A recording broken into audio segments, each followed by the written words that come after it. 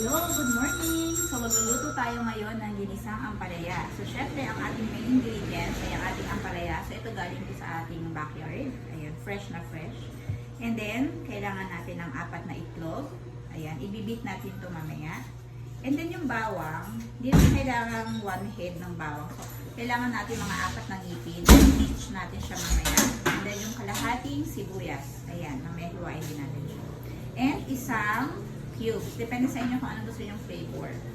Ayan. And then, cooking oil. So, depende sa inyo kung anong preference ng cooking oil ang gusto ninyong gamitin. So, tara na, lutunain na natin siya.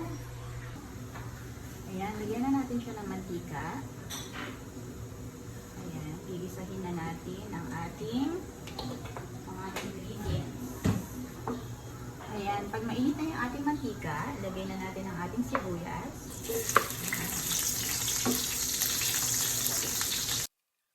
Then, isunod na natin yung ating bawang. Mas masarap din po ito kung meron sana kayong kamatis. Ayan, pwede nyo pong i-add yan. So, wala pa tayong available na kamatis today. Kaya, itong bawang at sibuyas na lang. So, pwede pa rin naman. Ito po yung ating ampalaya. So, yung ating ampalaya po ay binabad ko po siya. Hinugasan ko po siya sa merong asin para po mabawasan po yung pait. Ayan. And then, lagay na natin siya dito.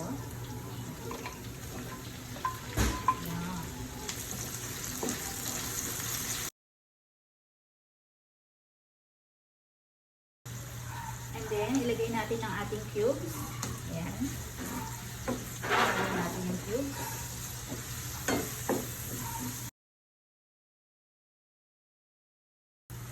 And then, add na po natin yung ating itlog. Ayan.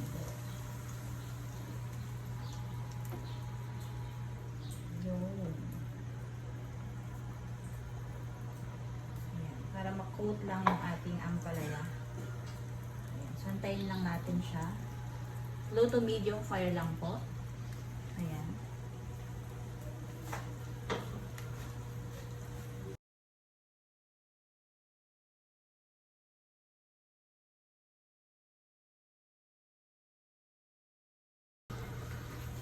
Ayan. Then, tignan natin kung pwede nang ibaliktad ang ating ampalaya. Dahan-dahan lang yung gilid. Ginagawa ko po yung trick is ganito po. Yan. Lalagay ko siya dito sa plato. Ganyan. Yan. Ganyang plato. Actually, yung ibang gustong malasado, okay naman na yung ganito. So, iurong lang natin ng konti. Urong lang natin. Yan. Karabit na. Ngayon po, yan.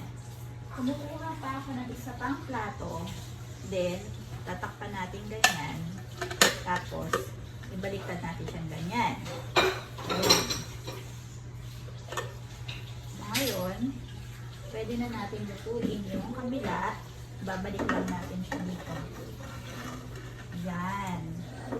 Para parehong size ay naluluto. Pero yung mga gusto ng make malasado pa, may konting malasado. So, okay na po yung kanina. Ayan. Para bilog pa rin yung ating itlog na may ampalaya. Ayan.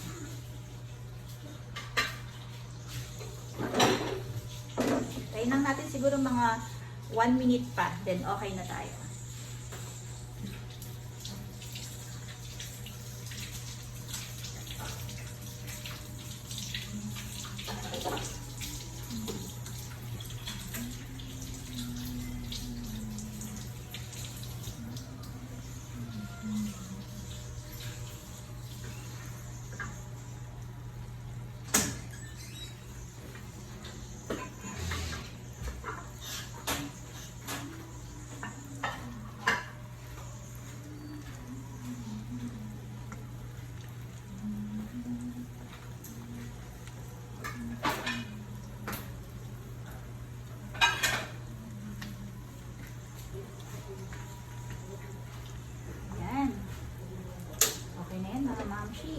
So,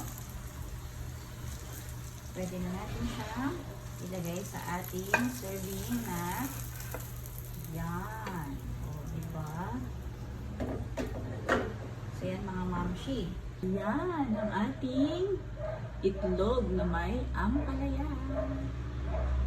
Salamat! Enjoy eating mga moms and pops. Masusiguradong magugustuhan. Ito na ang ating itlog na may ampalaya. Diba? Sarap!